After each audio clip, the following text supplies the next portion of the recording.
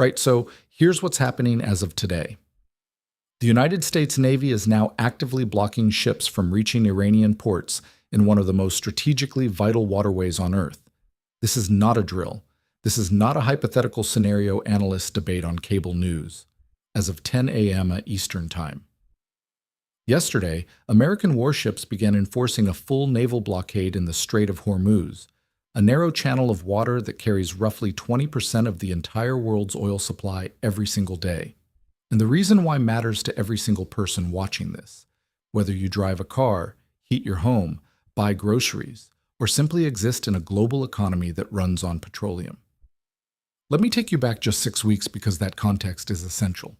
On February 28, 2026, the United States and Israel launched a coordinated military operation against Iran under the name Operation Epic Fury. We're talking about nearly 900 strikes in the first 12 hours alone. B-2 stealth bombers, B-1 Lancers, B-52 Stratofortresses, Tomahawk missiles fired from warships, precision-guided munitions hitting targets across the entire country. And this wasn't just about military infrastructure. The opening wave included decapitation strikes that killed Supreme Leader Ali Khamenei at his residential compound in Tehran. His daughter, son-in-law, grandchild were also killed.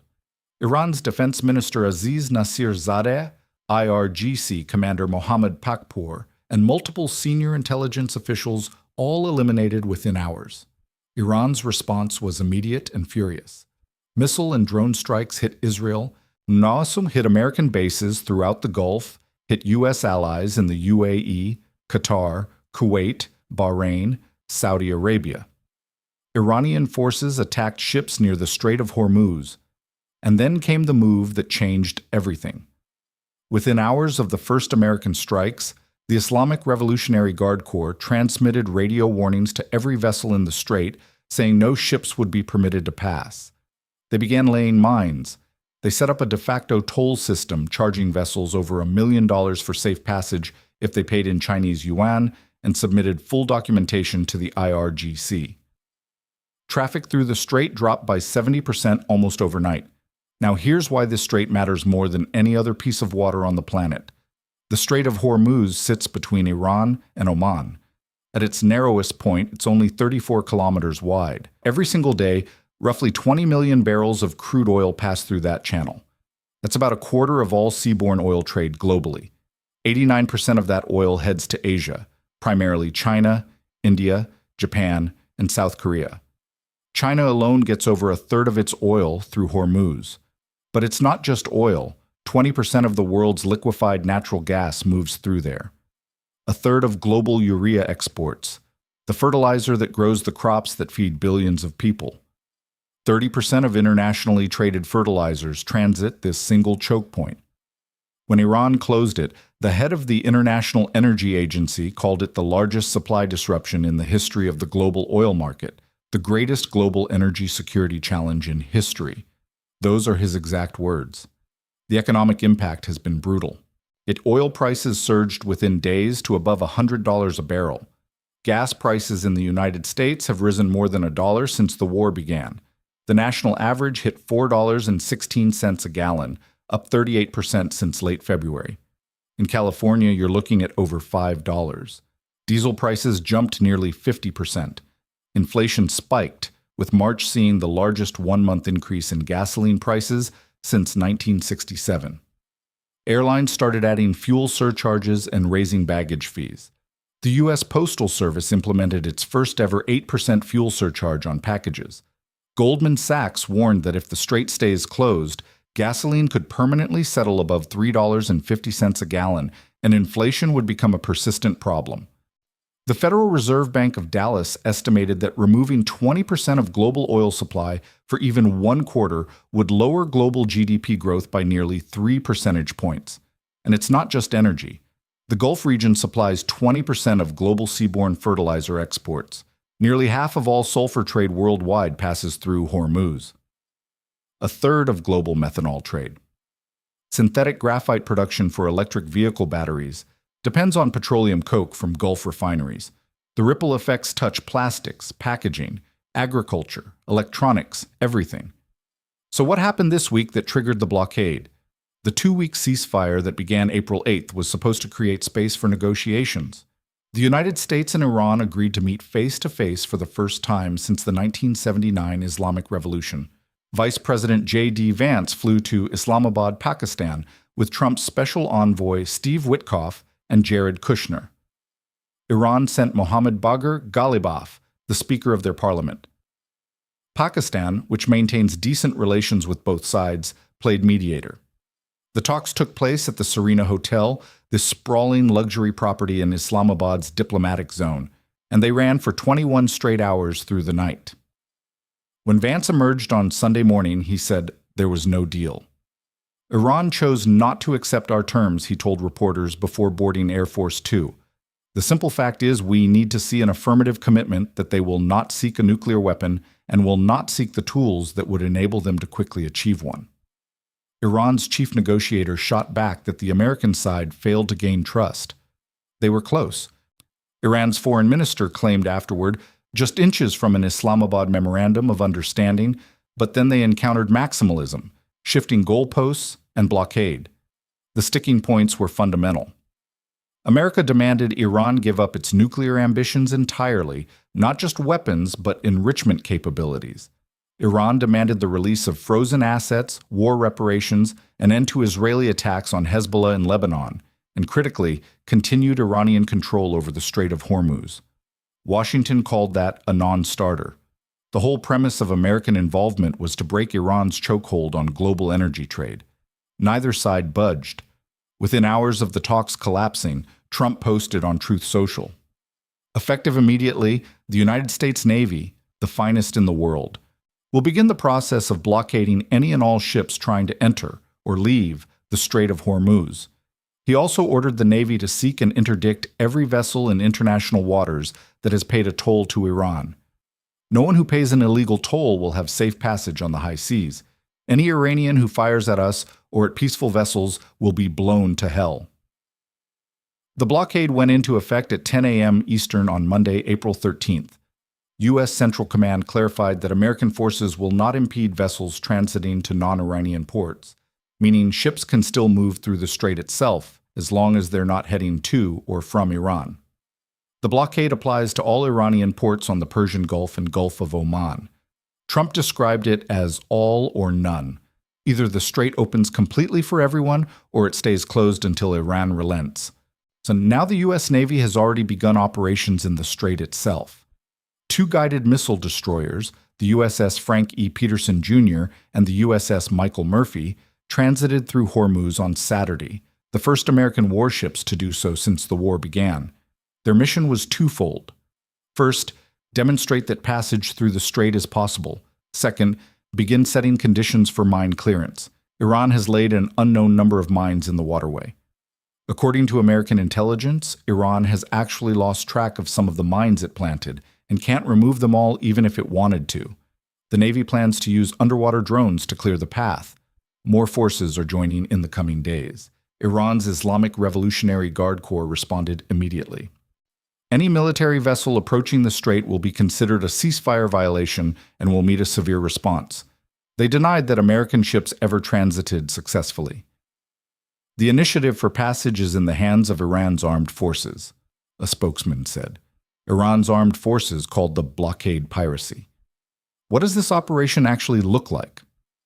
Retired Admiral James Stavridis told CNN that effectively blockading the strait would require 2 aircraft carrier strike groups, at least a dozen surface ships patrolling the entrance, plus 6 or more destroyers inside the Gulf itself, all supported by partner navies from the UAE and Saudi Arabia.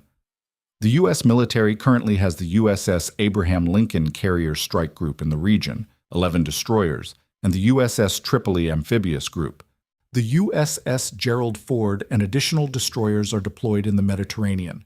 Britain and other allies have sent minesweepers to help, though the UK officially says it's not participating in the blockade itself. Over 40 nations are reportedly discussing plans to form a coalition to protect freedom of navigation, but none have committed to active enforcement while hostilities continue. For a blockade to be legal under international law, it must be declared and notified. It must be effective. It must be impartial against vessels of all nations, and it cannot be targeted solely at civilians. Trump has repeatedly said the Strait itself remains open for international shipping unrelated to Iran.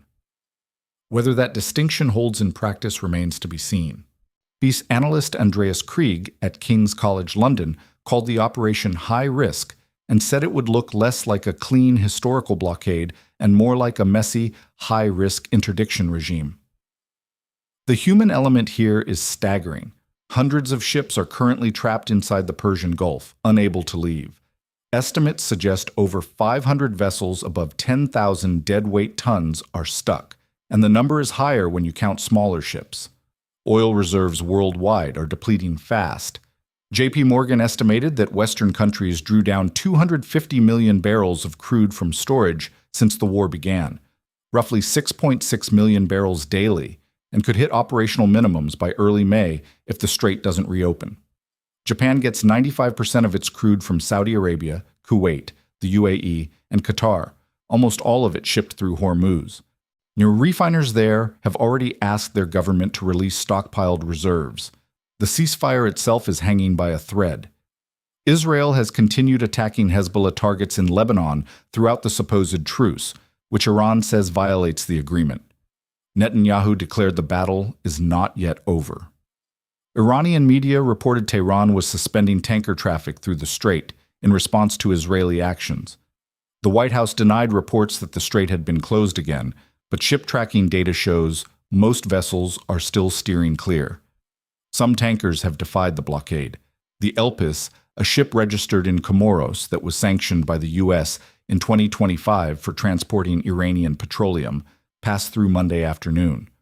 Another tanker, the Austria, turned around and changed its destination from Oman to the UAE just 41 minutes after Trump's deadline passed. A third tanker, the Rich Starry, broadcast its status as drifting off the coast of Keshem Island, apparently stalling its voyage while figuring out what to do. Meanwhile, gas prices continue to punish American consumers. The war has already driven a 21.2% spike in gasoline prices in a single month, the largest since 1967. AAA reports fuel costs jumped 40% since the day before the war began. Inflation-adjusted wages fell in March. Consumer outlook crashed to a record low in early April. Airlines have hiked baggage fees. Amazon and FedEx have implemented fuel surcharges. The Postal Service is charging 8% more for packages. Farmers face higher fertilizer costs. Food prices will likely rise as the impact works through supply chains over the coming months. China, which receives a third of all oil flowing through Hormuz and relies on the Strait for 90% of its energy imports, has not joined American efforts. Instead, Chinese Foreign Minister Wang Yi said blockading the Strait doesn't serve the common interests of the international community. U.S. intelligence indicates Beijing is preparing to deliver new air defense systems to Iran within weeks. Trump warned that if China does that, China is going to have big problems. NATO allies, including France and Britain, have refused to participate in the blockade while fighting continues. The UK is leading coalition planning with over 40 nations, but they're waiting for a real peace before committing assets. Trump has been critical of the lack of support from allies throughout the conflict. "We're very disappointed with NATO," he said on Fox News. "We pay trillions of dollars for NATO, and they weren't there for us." He's demanded that NATO, China, Japan, and South Korea all help secure the Strait. So far, none have agreed to join the blockade. Where does this end? The honest answer is nobody knows. The 2-week ceasefire expires on April 22nd. If talks don't resume and no deal materializes, the war could restart. Trump has said he's locked and loaded, and the military will finish up the little that is left of Iran. Iranian officials remain defiant. They believe they still have leverage as long as they control the Strait. American analysts assess that leverage is eroding as the Navy clears mines and degrades Iranian capabilities, but the process is slow and dangerous. The Wall Street Journal reported that Trump and his advisors are considering resumption of limited military strikes to pressure the regime further. Iran has threatened that if the U.S. attacks their power grid, they'll retaliate against American electrical infrastructure. They've said anyone holding U.S. bonds is a legitimate target. Ayatollahs have issued fatwas calling for jihad against America. This is where we are right now. a naval blockade in one of the most critical waterways on Earth. Two countries that haven't had diplomatic relations in nearly half a century trying to find their way out of a war neither expected to last this long. Global energy markets in turmoil, supply chains straining, inflation surging, and ordinary people everywhere paying the price at the pump, at the grocery store, in their utility bills. What happens in the Strait of Hormuz in the coming days will determine far more than oil prices. It will shape the trajectory of this conflict, the stability of the Middle East, the future of nuclear non-proliferation, and the credibility of American power projection for decades to come. 20% of the world's oil flowing through a channel narrower than many lakes, contested by two nations separated by 4 decades of hostility and 6 weeks of devastating war. That's the situation unfolding right now.